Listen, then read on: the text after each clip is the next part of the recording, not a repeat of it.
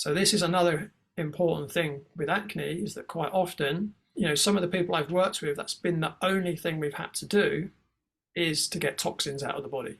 So again, I talk about an example in the book where I was working with someone and she was panicking because for the first time in her life, she had acne at the age of 27 and she was getting married the next year and her face had broken out. And she's thinking, oh no, I don't want to look like this on my wedding day, right? So she was freaking out. So we got her eating right for a type. Yeah, little improvement, but not much. We ran some tests. She had a parasite infection, a little bit of a dysbiosis in the gut. We worked on that. A little bit better, but still far from where she wanted to be. So the next thing I did was say, right, let's run a heavy metal toxicity test. So we did that, and her levels of blood mercury were off the scale. And the first thing I said is, well, the most common thing that causes high levels of mercury, in my experience, is eating lots of tuna. And she went, I've been eating tuna every day for the last 10 years. She was eating tuna sandwiches or having tuna salad every day for lunch. That's all she ever had. So she was 27. I think since she started work at 19, I think she started work. She was having it every day.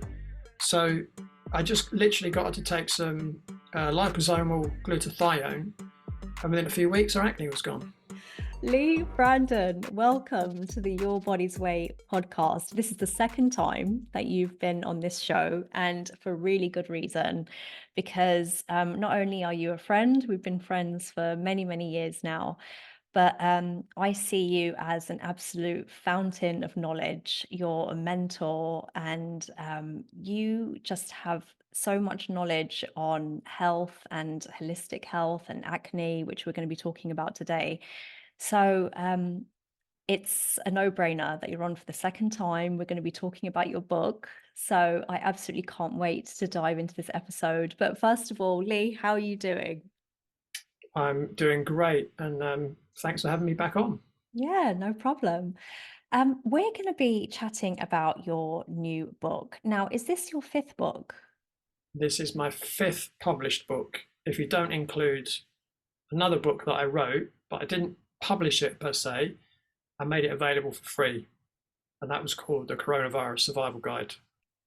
Right, I remember that one. Yeah, Yeah, yeah. which Um, is still available via my website.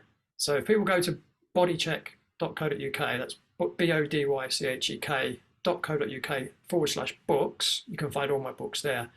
But the Coronavirus Survival Guide is available for free download. Love it. Love it. Information straight away. That's you through and through. I love it. Um, but we're going to be talking about your newest book, which I have here. So anybody watching, I'm just holding it up. It's called Eliminating Adult Acne for Good. And I have to say, Leigh, I've read this book and it is probably one of the most comprehensive books that I've read when it comes to health. Not only do you dive into what to eat and how to look after your skin, what you'd usually expect from a book on acne, but you go into so many other areas as well. You go into mindset and you go into what the different cleanses that are available, and there are so many ideas and so much that someone can do to help their acne. I just think it's such a good book. It's so well written. How much have you written? Like, how much is in your words? Did you have anybody help you write it, or is it all your words? Yeah, it's 100% my words. Yeah. Yeah, that's what I thought, because I could sense your sense of humor in there as well, because it's comprehensive. It's there's a lot of research. It's very heavily referenced, but there's also your personality in there as well. You've got your sense of humor in there, so that's what I like to see. I have to say, there's this one quote in your book that you start off with in part one, before we dive into why you did the book and what the book is about. Mm. Um, there's this quote, and I'm not sure who said it, but it basically says, there is no evidence diet plays a role in acne. And Mm. that, I love the way you kick off part one with that. And it's so, it basically explains your stance on everything, because it's a sarcastic quote. Mhm. Obviously, it's not true. So, what made you come up? What made you start the book with a quote like that? Well, the interesting thing is, when I first got acne aged 13, and, my mum took me to my general practitioner for help. And, first of all, he gave me something called Quinoderm, it was an acne cream, which didn't work. And he suggested a cleanser that I used that not only didn't work, but made things a lot worse. When I went back months later and, said, oh, a friend of mine at school he was on the same creams, probably had the same doctor actually. Um, he's now on antibiotics and his skin had cleared up. And my mum happened to say, is it something I'm feeding him?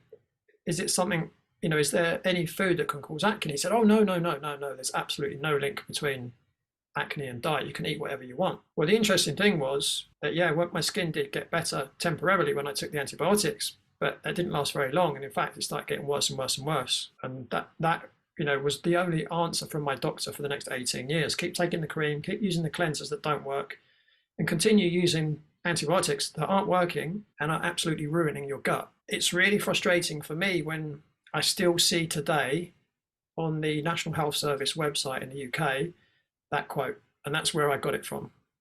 And they say there is no link between acne and diet, according to the research. You've read the book. How many pieces of research do I reference in that book that clearly show Pages.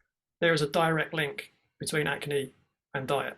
For me, it's really, I don't like to see unfairness.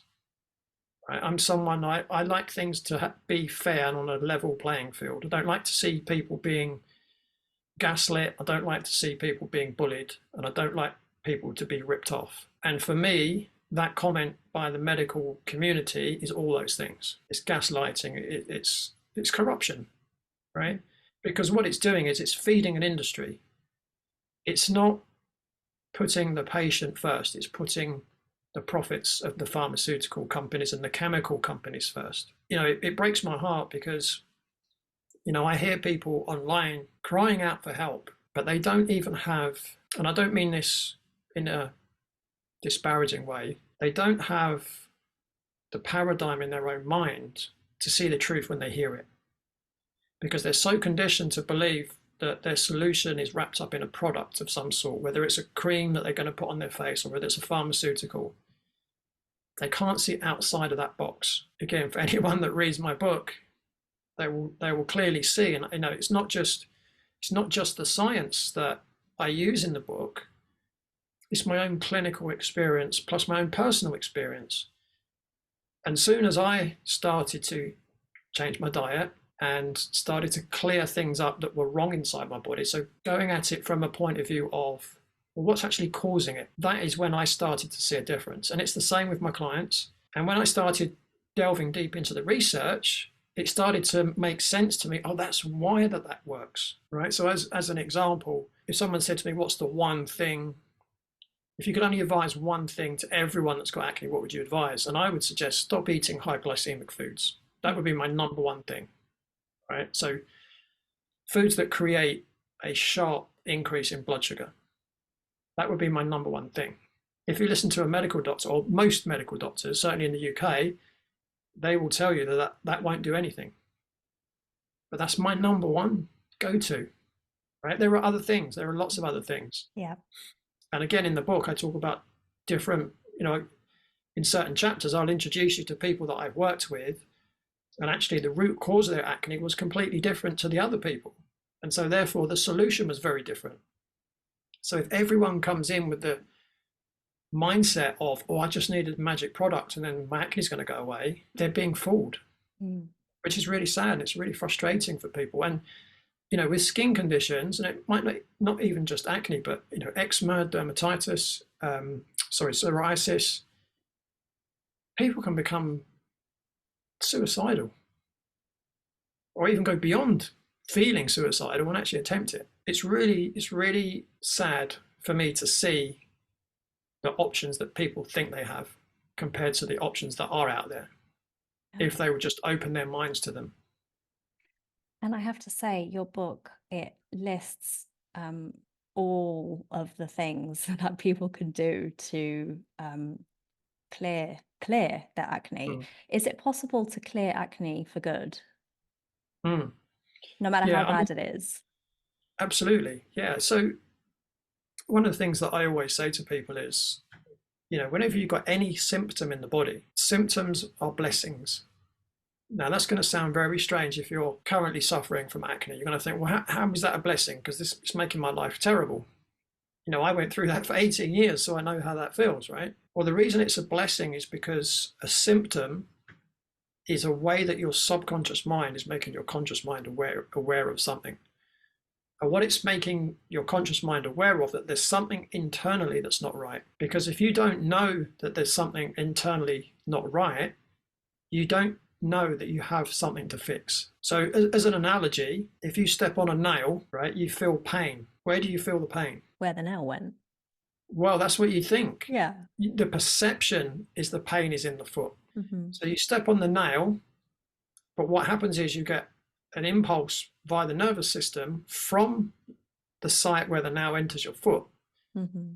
up your spinal cord into your brain where the pain is recognized. So pain is only in the brain. Right. So it's the So brain. when, so when people have said, oh, your condition's in your brain or in your mind, Hmm. they're right. But that doesn't mean it's not real, right? So why do we feel pain? It's your subconscious mind making your conscious mind aware of something. If you're not aware that you step on a nail, what's going to happen? You're just going to stay stepping on it. You're going to go right the way through Yeah. it, right? If you put your hand on a hot plate, what are you going to do? What will be your reaction? Just move it. You're going to move it pretty quick because it's hot. People that have leprosy, they don't have the sense of pain or heat. If someone has leprosy and they put their hand on a hot plate, what's going to happen? They'll keep their hand there. Their hand will stay there. And what will happen to the hand? Be destroyed, burned. It's going to melt away, Yeah. right? So there's a great book called The Gift of Pain. And in the book, there's a doctor and he works at leprosy colonies. And one day he goes back to this leprosy colony in India. And he hadn't worked there for several years. But as he's walking towards the front entrance, all the people, the patients, see him and they go running out to greet him. They're really excited to see him. And he said he's looking at this one guy and he thinks, oh, something doesn't look right. Well, as he was running, this guy's his ankle broke and his foot has come off and he continues running because he can't feel the pain. Pain or symptoms of some other sort are a blessing because they're there to teach you something. Okay, our good teacher Paul CHEK will tell us about the pain teacher, right? And you can say pain, you can say symptoms. So acne is a symptom. So a lot of the things that I've seen cause acne can also cause much more serious diseases. You could be talking heart disease, you could be talking cancer, two biggest killers on the planet, right? So it's almost like an early warning signal, like a smoke signal. It could be. Absolutely. Yeah. Absolutely. It's absolutely that. And that's the way I view it, is that, okay, if you go and take, isotretinoin, which is probably the most successful treatment for acne, but it still has its consequences. I mean, one of the side effects, again, is suicide of isotretinoin. That's why they changed the name from Accutane to isotretinoin, because it was well known for its side effect of suicide. But some people, they say, oh, well, I take isotretinoin, my skin's better now. Great. Although they end up with dry skin for the rest of their life because it massively reduces the size of the sebaceous glands, which hydrate the skin. Mm-hmm. Let's just say someone got really bad acne, they end up going isotretinoin, the acne's now fine, right? But whatever caused the acne in the first place, the root cause is still there. You just don't know about it because now it's like you're driving along in your car, the engine warning lights come on the dashboard. Well, what you've done is you've got a piece of black tape and covered over the light, and now you think everything's fixed, right? But in that analogy, what's going to happen? You keep driving, the engine's going to blow up at some point, and now you probably can't even afford to fix the car. Whereas if you went to the mechanic at the first time you saw the engine warning light, the mechanic's going to look for the fault, fix the fault on the engine. Now you're all fine, right? So using a product like that, and again, there's lots of other products that may or may not work. you might not have acne, but 10, 15, 20 years down the line, you might potentially have a life-threatening disease because you didn't deal with the root cause when you were initially warned by your subconscious that there was a problem internally. You didn't listen to the warning signs. So it's more than just acne. For me, the book is more than just about treating acne. It's about optimizing your health. And also, some people say, they talk about expanding your life, living longer. For me, it's not about living longer. It's about living more, Mm-hmm. getting more out of the years that you have rather than getting more years, right? Although potentially you'll probably get more years as well, right? Right. So whilst the book is definitely for people with acne, it goes way beyond that. It does. And anybody, even if someone doesn't struggle with acne, they can still use the protocols in your book and Mm. still get so much out of it. I mean, for me, for example, I don't have acne. I haven't really struggled with skin problems. My body doesn't really express itself in that way. It expresses itself in Mm. other ways. Mm. But I've already looked through the protocols and the tips and the foods, and I'm already making plans for myself. I'm like, okay, I want to give this a try. I want to give this a try. So the book really is for acne, but it could be for anybody who wants optimal health.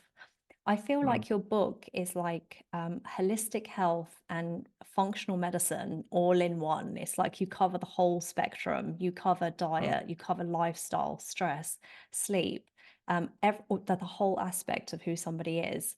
So I have to say, there's a lot of detail. Do you have any advice for anybody who is about to use this book to make a change? Because it's an investment of time. Mm. It's going to take you're going to have to change quite a few things in your life. So do you have any advice for someone before they get started? Well, I'll answer that in 1 second. Just in case I forget it, just remember what that question Yeah, is. go on. So we've both said there's a lot of detail in the book. But the other thing I just want to stress, it's step by step. It is. So I've tried to Yeah. make it as simple as possible. It's like, right, step one, you do this. Okay, when you've done that, fantastic, great. Now you do step two, and this is how you do step two. Oh, you've done step two, great, that's really good. Now here's step three. Yeah. You put it So I've all tried to together at make the it, end. You say, this is what you do, but yeah, I suggest you start here first. So you do give yeah, someone an easy step-by-step guide at the end. yeah. So what I've done is I've looked at the way that I work with people one to one. Now you can never do that in a book, right?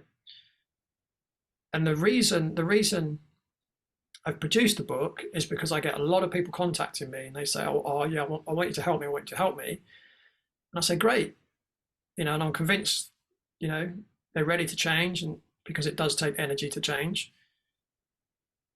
This is the investment on my program. And there's just no way I can afford that. They might have, a very poorly paid job, right? And so I thought, well, how can I help these people? Because I can't give up more of my time. There's only a certain amount of hours in the day. So I thought, right, let's put it in a book form because pretty much anybody can afford a book. Kindle version's about 10 UK pounds, around that kind of mark. And if you can't afford an iPad or a Kindle paperback version, you can even get a second-hand one probably at some point on Amazon. So when I'm working with someone one-to-one, it's very individualized.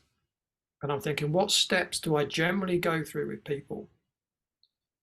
And what I've done in the book, I've laid it out so that, because what I can't do in a book is make it that individual as if someone's working with me one-to-one. But what I've done is I've looked at, okay, what's the most important thing for someone to do first? And this probably is the answer to your question. Yeah. And then, okay, what's the next thing to do? So the first thing I've said is, okay, mindset. We've got to get the mind right because there are a number of things that you need to do, and you've got to create change in your life. And for most people, change is challenging. So the first two chapters are really underlying the reasons as to why you need to do the things that I'm teaching you to do in the book. So I go through, I talk through all the different types of medical treatments, what the benefits of them are, what are the not so beneficial things of those medications. And I also talk a little bit about the politics around why are they using those things, right? And then I go through the science of what causes acne. Now, it might be that we don't understand everything yet from a scientific point of view. I'm open to that, and I'm sure that's probably the case. It is with almost everything in the universe. But in terms of, finding as much research as I was able to, I've put it all in there in the book. So people should understand, okay, so I understand why I'm doing this. Now, I know some people don't care about that. They just want to get on and do it, and that's fine. But some people would like to understand why. So that's why that's in there. So then answering your question, what's the first thing people need to do? And again, this is what I talk about in chapter 3 in the book. And the first thing is about getting your mindset right. So the first thing, and again, it's all step by step. So really understanding what is your goal? What is your why? Why do you want to achieve acne? Or should I say, get rid of your acne for life, right? Because I think almost everybody, you'll have that mindset of, well, I just want to get rid of my acne. And it might be, well, I want my self-confidence back, or I want my self-esteem back, or whatever it might be, or I want to be more attractive, or whatever it might be. But again, this comes back to my experience. I've been coaching for 27 years. What I tend to find is that most people's mindset is focused on what they don't want. And that's the acne, right? What we know from quantum physics is that like attracts like. So if you keep thinking about no acne, you're still using the word acne. So again, in the book, I get you to set very clear goals, and there's certain words that are banned. Yeah, you give lists of words. You'll say, write down your goals, but don't say negative words, and don't list and you like acne and like, I don't want this, I don't want that. Yeah. So it's very important. And again, this comes from experience. Working with hundreds and hundreds of clients, is that if you really focus on what you do want, and you're constantly reiterating that every day in what I call affirmation statements, it creates a vibration, right? So if you're creating a vibration, now your mind doesn't know the difference between what you're saying and thinking and the truth.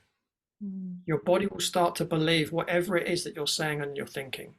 Once I get you to set your goals, and again, I think most people know what SMART goals are, but again, I get you to do that in the book because it's probably the best way to set goals. I then get people to come up with an affirmation statement.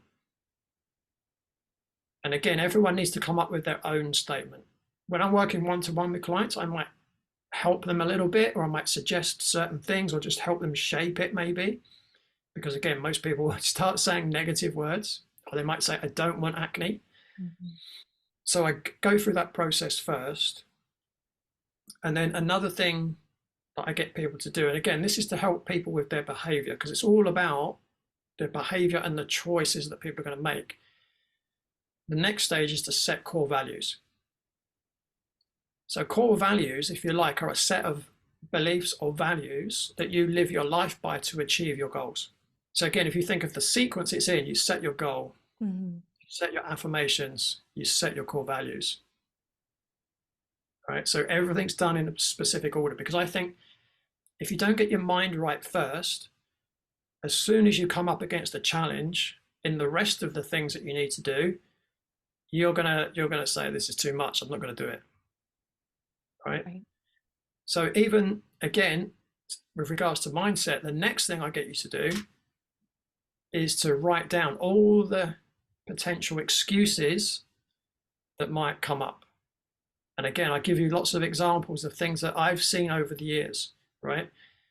So people will say things to me like, Well, it was impossible for me to eat the right diet on that day because we had a working lunch and there was only sandwiches.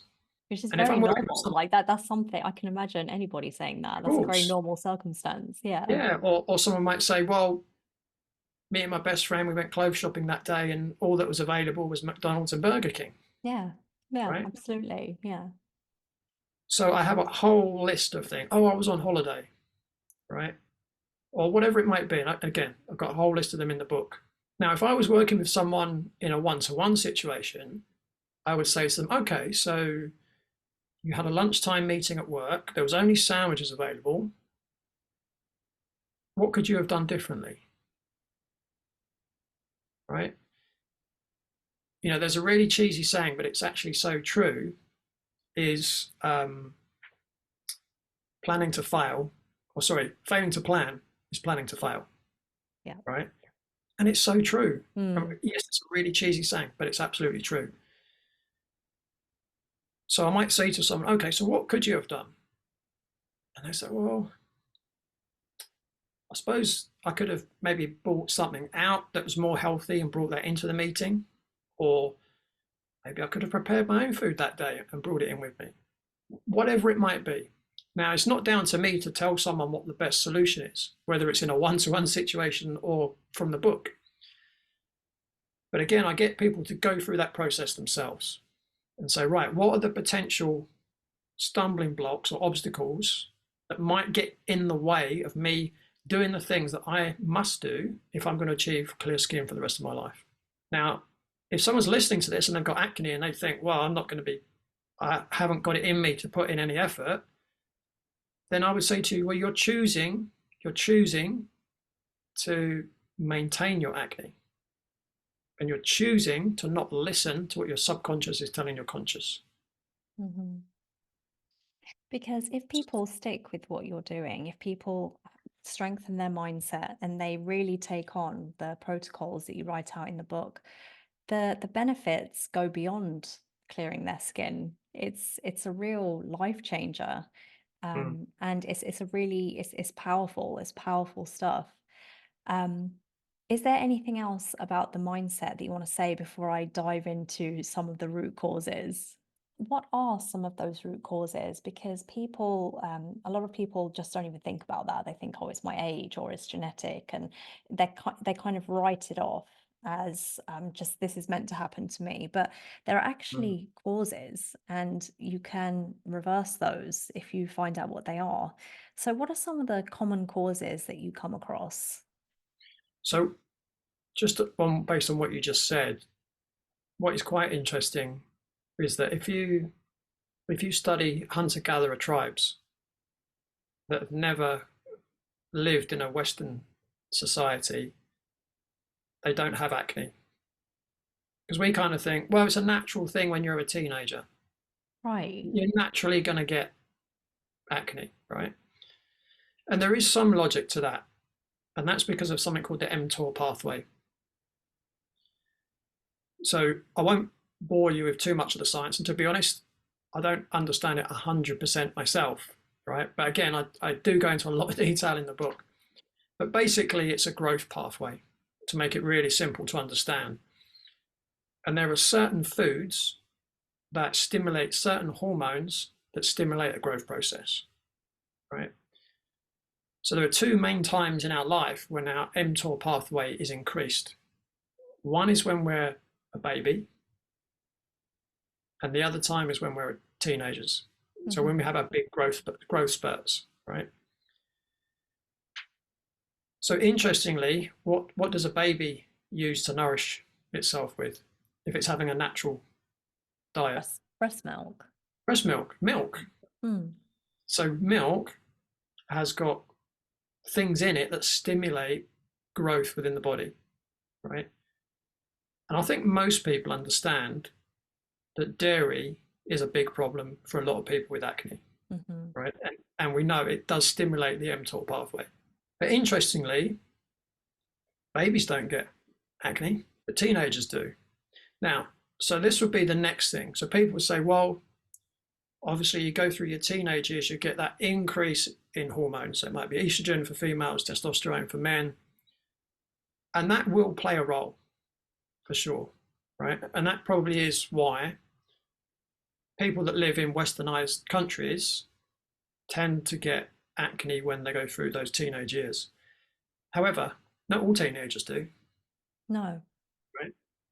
So is there a genetic component? Probably is a genetic component, but then you need to look at genetic versus the expressions of your genes, so your epigenetics. Mm-hmm. And what is your epigenetics? It's your environment triggering the expression of a gene.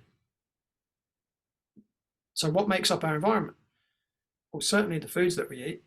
So for me, the first thing that I address in the book in terms of things that you actually do to help with your acne beyond mindset is diet.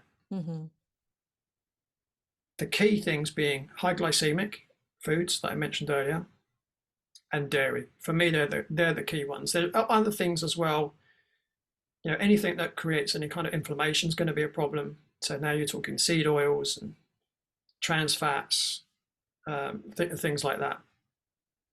I just ask Leigh, when you Yeah. speak about high glycemic, Mm. does that, so within that category, are we talking about fruit and natural sugars as well? If someone has acne, would you recommend that they like that's included in the high glycemic category? So it depends. I would say it depends on their metabolic type. Okay. Yeah. So again, in the book, I talk Yeah. about individuals' metabolic type as well. Mm-hmm. Um, so for someone like myself, so I'm what is known as a fast oxidizer, which means I turn nutrients into energy very quickly. Mm-hmm.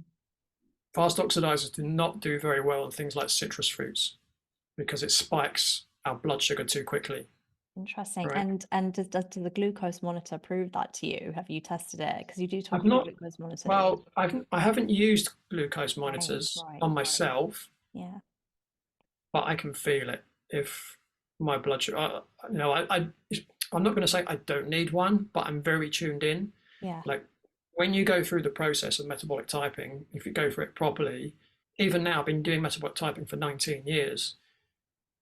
And even this year, I'm still amazed when you take on a new client and you take them through the process of metabolic typing, and they say to me, I cannot believe how different I feel. And then they say, I can't believe how bad I used to feel, but I didn't even know it. You see, Leigh, like this part, the metabolic typing part, this is actually a question that I had, and you just went into it.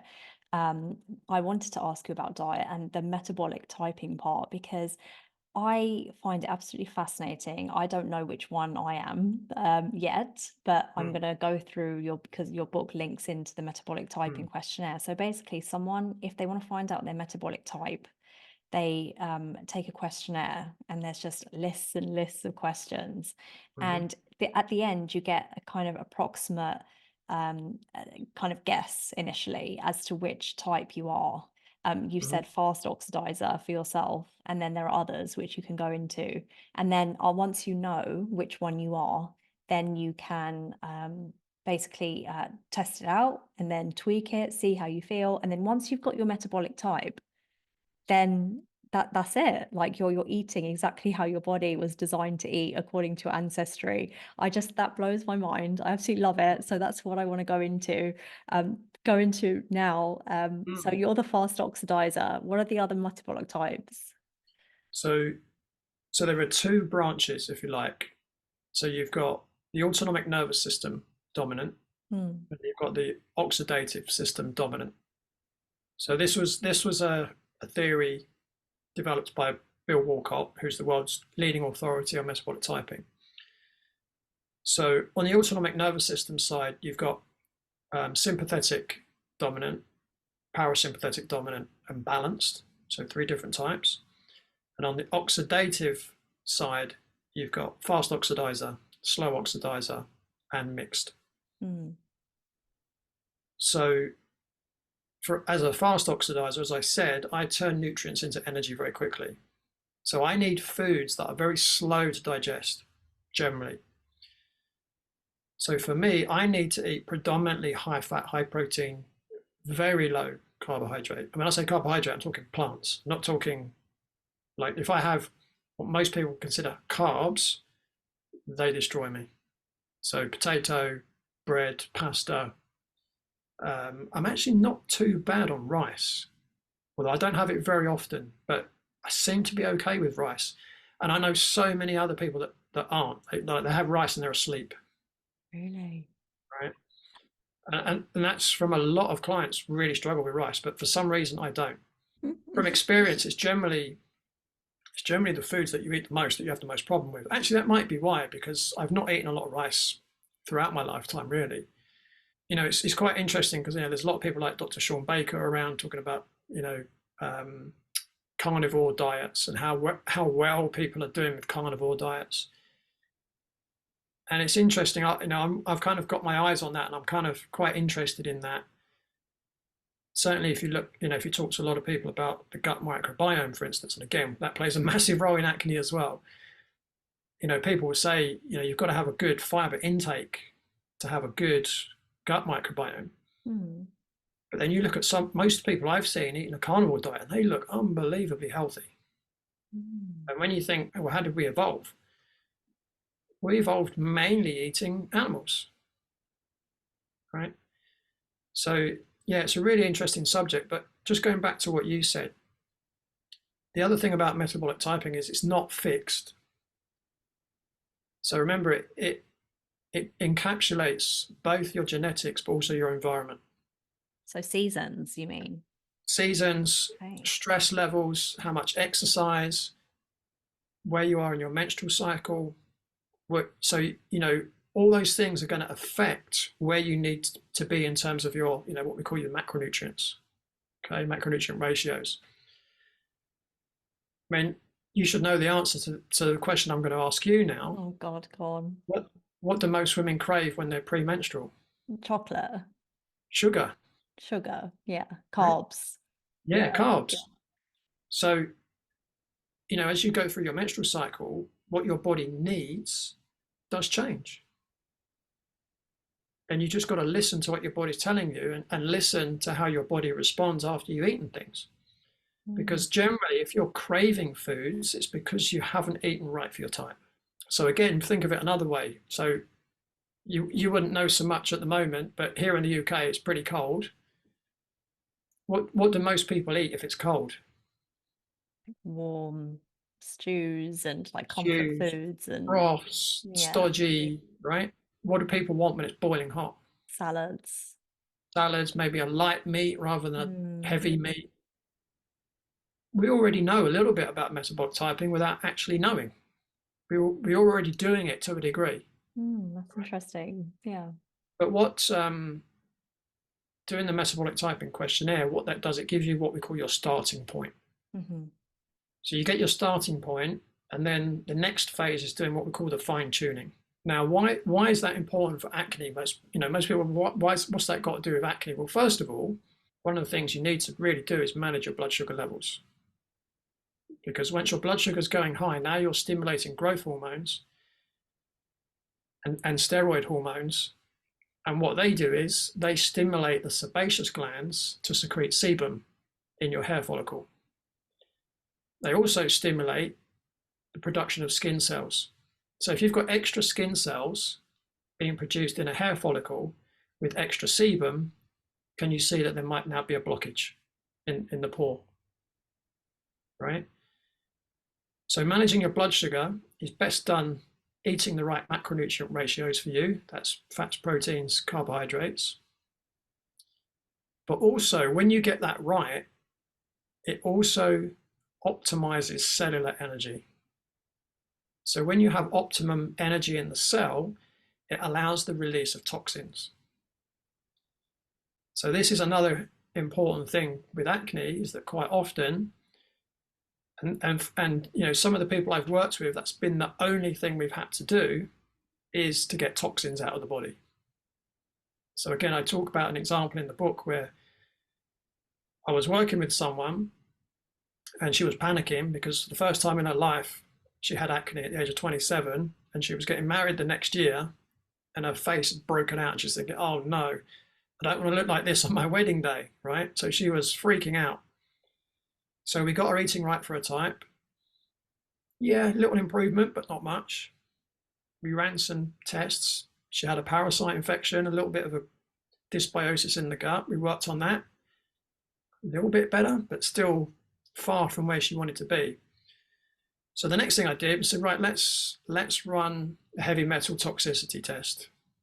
So we did that, and her levels of blood mercury were off the scale. Right, I'd never seen a score like it. It was just, it literally wasn't on the scale. It was off the scale. Why do you think that is with this particular client? Well, she asked me that. And the first thing I said is, well, the most common thing that causes high levels of mercury, in my experience, is eating lots of tuna, because tuna contains a lot of mercury. Mm-hmm. And she looked at me and she went, I've been eating tuna every day for the last 10 years. Whoa. She was eating tuna sandwiches or having tuna salad every day for lunch. That's all she ever had. So she was 27. I think since she started work at 19, I think she started work. She was having it every day. So I just literally got her to take some liposomal glutathione, and within a few weeks, her acne was gone. Wow. Because also you mentioned how to do heavy metal Mm. detox in your book. Like you mentioned the brands, you've got even got images of the bottles that you would use, um, and it's a step-by-step process of how to go about it. So how does someone know if they need to do a heavy metal detox? Do you think everybody needs to do it just to because we're all bound to have some level of it, or do you think you should test first? Yeah, it's a good question. I mean, I always give my clients the option, and I'll say, look, we can just do a heavy metal test because almost everyone has heavy metal toxicity today. Mhm. And, the thing that's literally in our environment these days is the chemtrails. I don't know what it's like where you are, but chemtrails are everywhere in the UK. Sorry, what are chemtrails? So aeroplanes flying overhead, Right. pumping out these chemicals, and they've generally got high levels of aluminium in them, which we know is a very, very dangerous poison. Hmm. And they're doing it, I mean, they're denying that they're doing it, Mm. but then people like Bill Gates are saying, well, we need to do that to block the sun because of global warming. And that's a whole nother can of worms I don't want to open up today. So, I do say to my clients, look, we could test for heavy metals, and there's different ways of doing it. And then we might be a little bit more specific in what we might do to eliminate them from the cells, or we could do a generic heavy metal detox. And they're the ones that I talk about in the book, the Mm, generic the ones. generic ones. And by the way, the other thing about the book, again, this is my experience of working with clients. Quite often I might say to someone, right, you need to do this or you need to do that. But then they say, well, how do I do that? Where do I buy that? Where do I buy this? In the book, there's a page on one of my websites, and it's got all the information of everything. Like if I say, right, you need to buy this, I've got resources, and also say, right, well, if they're out of stock, this is the next option. If they're out of stock, here's another option. Mm. So, I've tried to make it so it's impossible to fail. In terms of the book, I suggest that everyone goes through a heavy metal detox. For most people, you probably need to do it. And So you a probably need to generic, do it. What's that? a generic. So to Yeah, start with a generic. generic heavy Yeah. metal detox. And most Okay. people need to do it for probably at least 3 months, but maybe much longer, maybe 18 months for some people. And how would someone expect to feel if they were to do something like that? From day to day, you probably wouldn't feel a great deal of difference from day to day, Mm. but over a long period of time, you may well feel different. I mean, as I said, with the lady that I just spoke about, she was using liposomal glutathione. Her acne was gone in a few weeks. Well, so for her, that was really everything she needed to get rid of her acne. You tried That was the it. diet, you tried all these different lifestyle things, And but they when it did came they to the did heavy make metals, improvements. yeah, right. The other But things it was did the make heavy metals that improvements. really got to the core. Yeah. Yeah. And Mm. it may have been that we, had we not have done those other things first, the heavy metal detox might not have worked as well. Right. So, I mean, the other causes that it's really interesting because there are so many different avenues you could go down. Mm, But you talked about parasites as well, and you've mentioned it as well in this conversation. mm. Let's go into parasites a little bit. Do we all have parasites, and do we all need to get rid of them? Do we all need to do some sort of cleanse, or would you say it's just for certain people? Again, do we need to test? What do you recommend? I mean, a parasite is anything that robs you of your resources, right? In this aspect, we're really talking about our food supply. Mm, So a lot of the bacteria in our gut aren't parasites because they have a symbiotic relationship with us. They give back, so they're not just robbing, right? mm. But the parasites I think you're referring to are things like worms and protozoa and flukes and things like that that And we whatever get. would cause acne as well.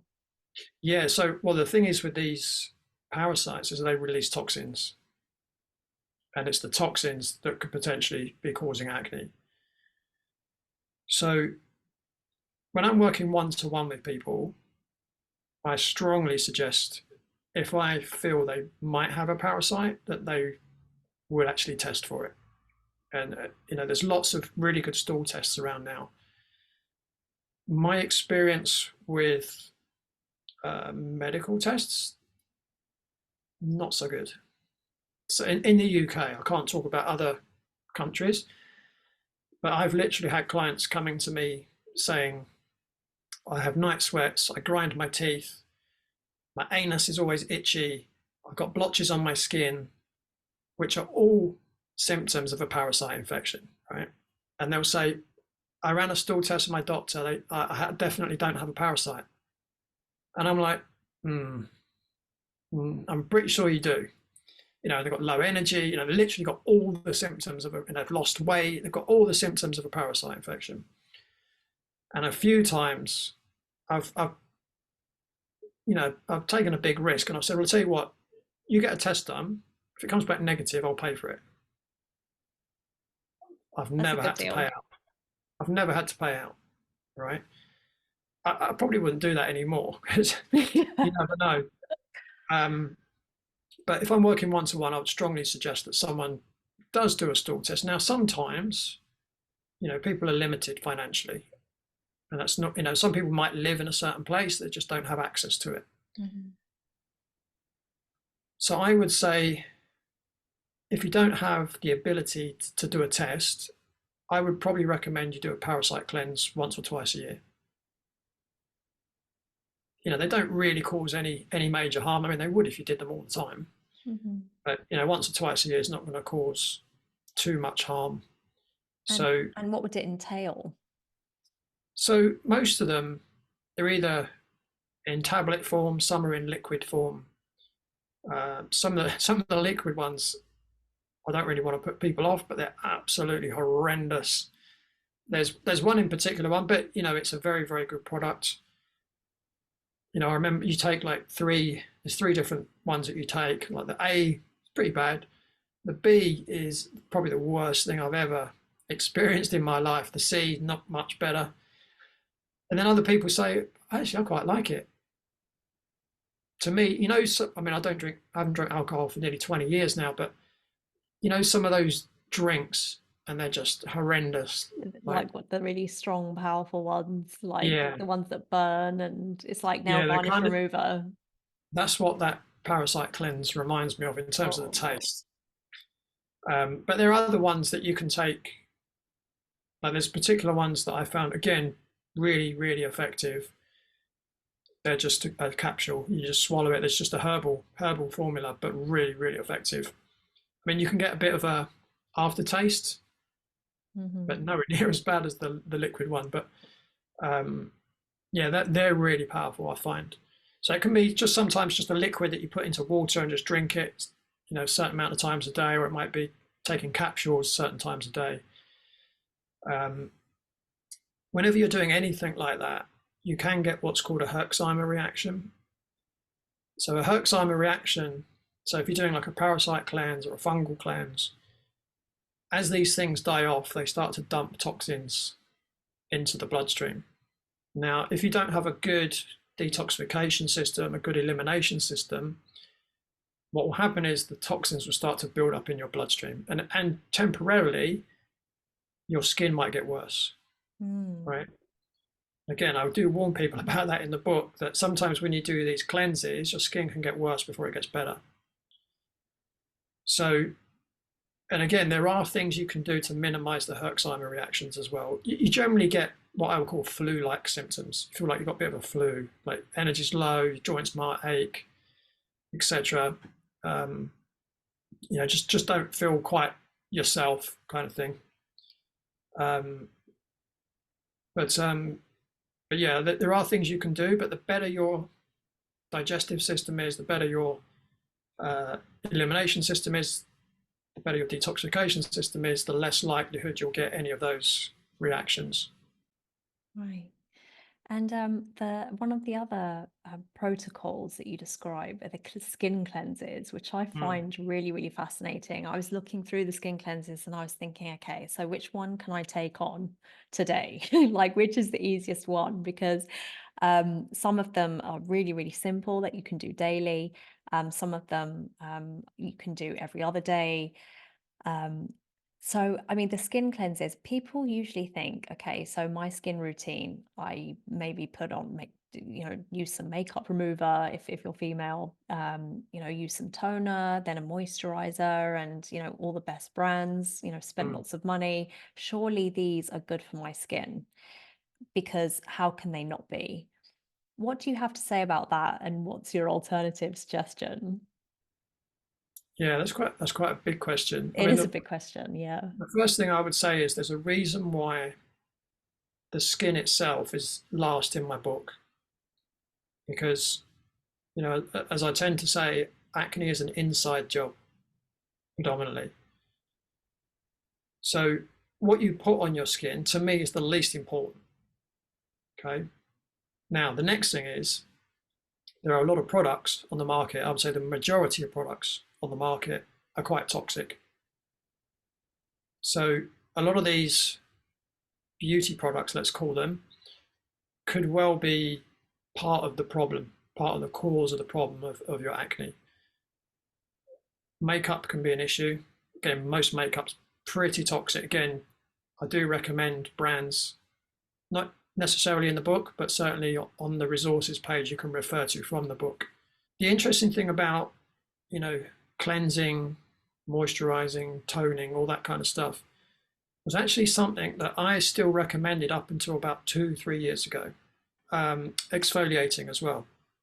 But the more I looked into it, the more I realized potentially it could be doing more damage than good. Really? What made you change your mind?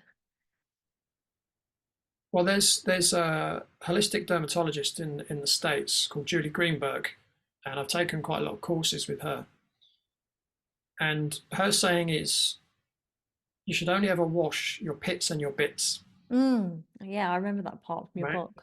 Mm. So we're really talking about your armpits and your genital area with soap, that is. Let water wash everything else. So when I first heard her say that, I thought that's interesting. I'm going to try it. So I used to up until a couple of years ago or so, I used to once a week I would wash my face with a cleanser, exfoliate, use a toner, then a moisturizer. I do it once a week. And then I thought, right, let me just try what she said. And I started literally not doing any of it, not washing my face with any soap or shower gel or anything. I don't have any friends anymore, by the way. Yeah, it doesn't sound good, Lee. Like, come on. No, literally Like, just washing with water, apart from bits and bits, hmm. and my skin felt even better. Wow, interesting. You don't put anything on your skin, like nothing. No The only thing I moisturizer put or the only thing I put on my skin is aloe vera gel. mm. Now, for someone that's 55 years old, my skin's not bad, right? For someone whose skin 30 years ago was terrible, aloe vera gel The reason I like it is because number one, it acidifies the skin. Mm. Now, the more acid your skin is, the less of a environment that's conducive to acne. I love The this more, bit, the the pH. more, Yes. yeah, the more alkaline your skin is, the more likely that the bad bacteria will proliferate on your skin. So a lot of the products that people use to put on their skin, soaps, cleansers, they alkalize the skin. So you're increasing the likelihood of acne. Now, the one thing that I do still recommend is using like a face pack, like a detox face pack. So there's different things like bentonite clay, charcoal, things like that that they use in those face masks that they help to draw toxins out. Again, from experience, I tend to find that when you start doing those, if you weren't doing them before, the skin will get a little bit better, sorry, get a little bit worse before it gets better because it's drawing toxins from deep in the skin. Mm-hmm. That's from experience. Now, from a day to day basis, that's all I would recommend in terms of putting stuff on your skin, right? Just But in terms water, of as in just, just, yeah. just water, I mean, there are other alternatives to things like, some people just don't get on with aloe vera for whatever Mm-hmm. reason. And there are good brands out there. And again, I talk about different brands in the book and Mm-hmm. on the resources page on my website. But on top of that, there are other things that I recommend, things like dry skin brushing daily. So with a natural bristle brush, literally brushing your entire body. Now, luckily for me, I've got the kind of hairstyle I can literally do my whole body. If you've got long hair, it's a bit more of an issue. Um, but doing that every day just gets the dead skin cells off the body. Also stimulates blood flow to the skin as well. Like quite often you do it and your skin's quite red Yeah. because those brushes are quite harsh, right? Yeah. And then there are things like apple cider vinegar baths that you can do. And there's another one where you coat yourself with castor oil and olive oil Mm-hmm.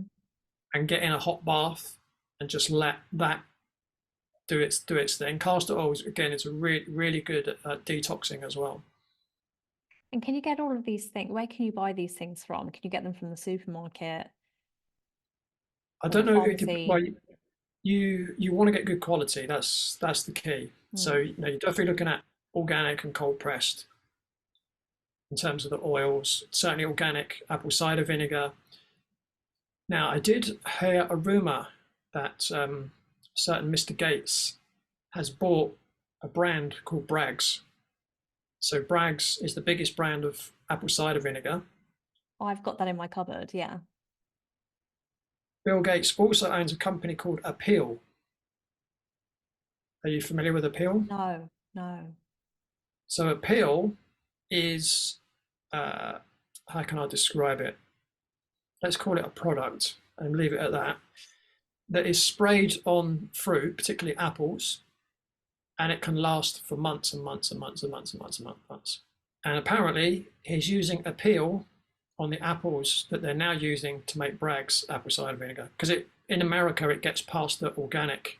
I love Bragg's because Yeah, it's clearly designed for someone who wants to use it for their gut, for gut health. Like they give you instructions, have it before your meals and it's organic. And I just love the fact that the brand kind of understands that people take it to increase the acidity of their stomach. So that I mean that's heartbreaking. I'm gonna have to switch brands, I think. yeah, yeah. Sorry to break the news. I mean, Yeah. I haven't confirmed that, but that's definitely what I've heard. So you wouldn't recommend Bragg's in I'm certainly the avoiding it now. soap? Okay, right. Um, so if somebody was to get started, just say they're listening to this podcast, they're like, right, I'm going to get the book, but I want to do something today in the direction of getting rid of my acne. I'm sick and tired of this. Like, I need to get started. Mm. So, you've mentioned step-by-step process. So first of all, somebody needs to get their mindset in check first, figure out their why, put some goals in place, fix the way they speak to themselves. That's the first thing. Mm. Then kind of moving on to looking at your diet, maybe figuring out your metabolic type. So just kind of zoning in on diet just a little bit more.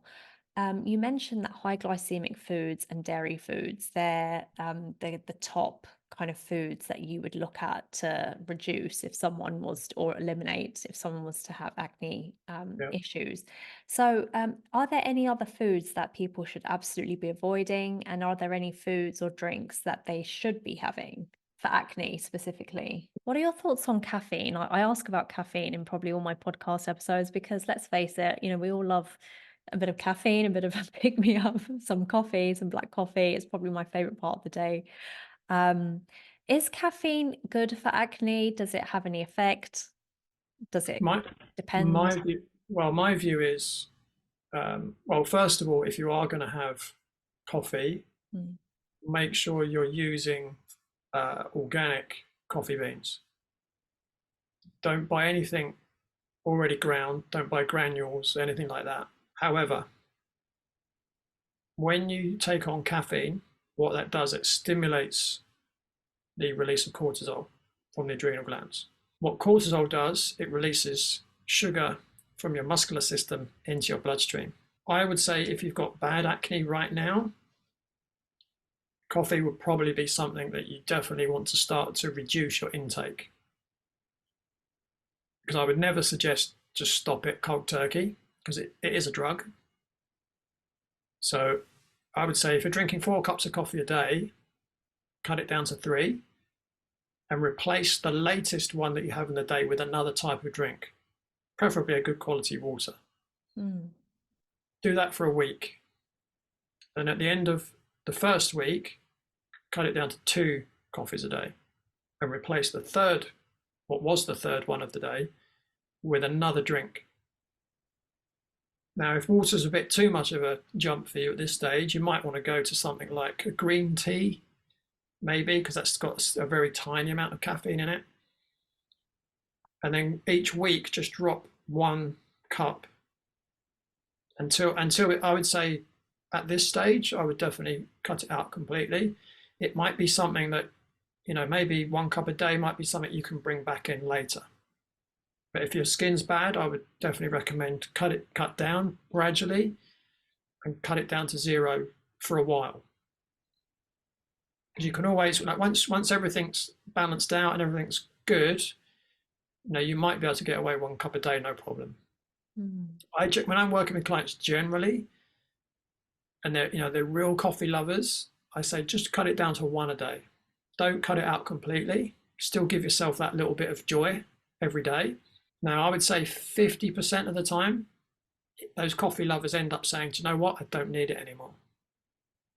And 50% just carry on having 1 a day and are happy with that. Okay, so coffee is definitely something to reduce if you have acne. Um, And just a comment kind of coming to the food once again.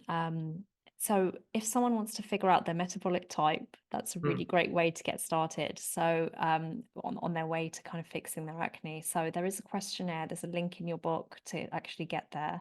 Um, but if someone wanted to figure out, okay, so I have a fairly good diet. How do I figure out what foods don't agree with me and which ones don't? You said that you can feel when something's wrong. mm. What are those? What are you talking about there? What are those feelings you're getting that someone else Yeah, could look out for?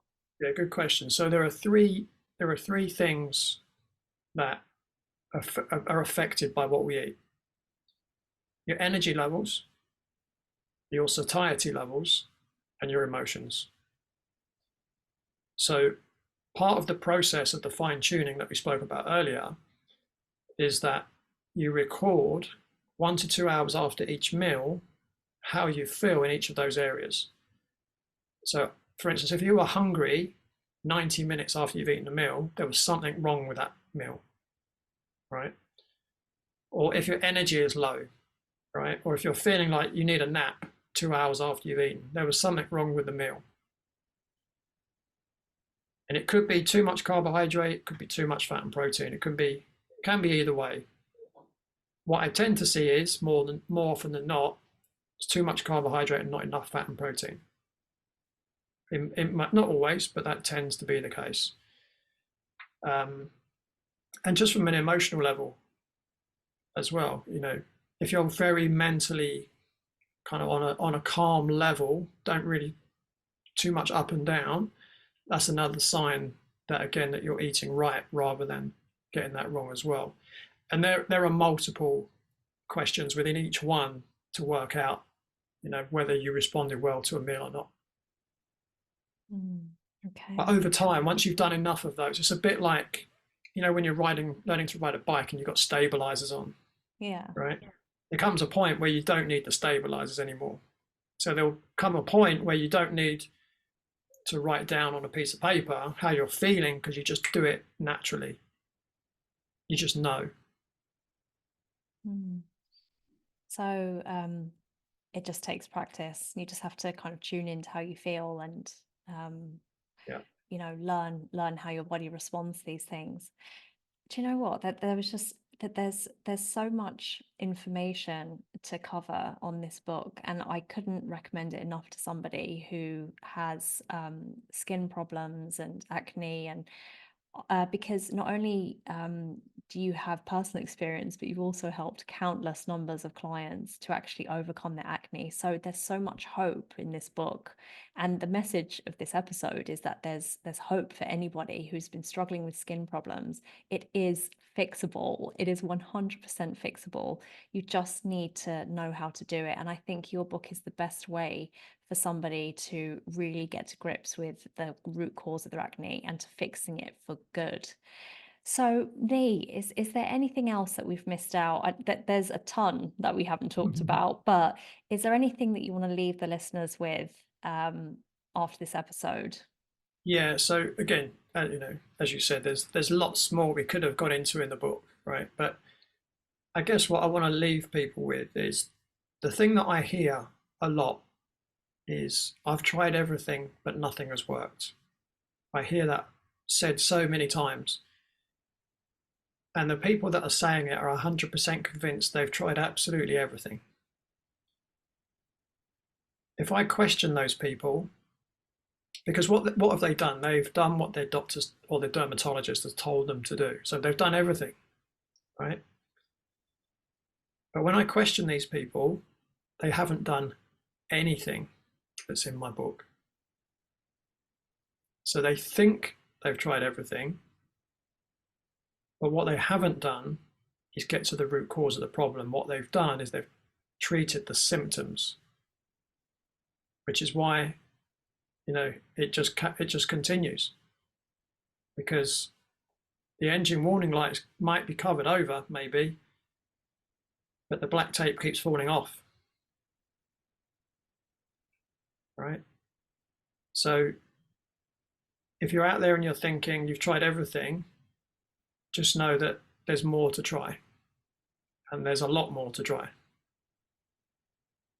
So yeah, Love it. Have a little read through my book and let me know if you've tried all that already. Yeah. How do people buy the book? How do people follow you, find you? So the book is available on all major retailers online, so Amazon, Barnes and Noble. I don't even know what shops there are in the UK, but any physical shop should be able to get it for you as well. You can also get it from my website. So I mentioned it right at the beginning. So bodychek, bodychek.co.uk/books. You can also find me on my consulting website, which is bodychek.co.uk. And online, Instagram, my handle is Radical Health Rebel. And then on Twitter, you can get me just Leigh Brandon. And you also have a podcast as well. I have a podcast, yeah, which is the Radical Health Rebel. Yep. Yeah. Awesome. Well, Leigh, I have to say again, thank you again for such a great conversation. There's so much to learn from you, and I feel like there are so many more episodes that we could do, but we just got to pace ourselves, right? Maybe we'll have to do one in another year's time or so. But it was so great to chat to you, and I look forward to doing it again soon. Awesome. Thanks for having me back.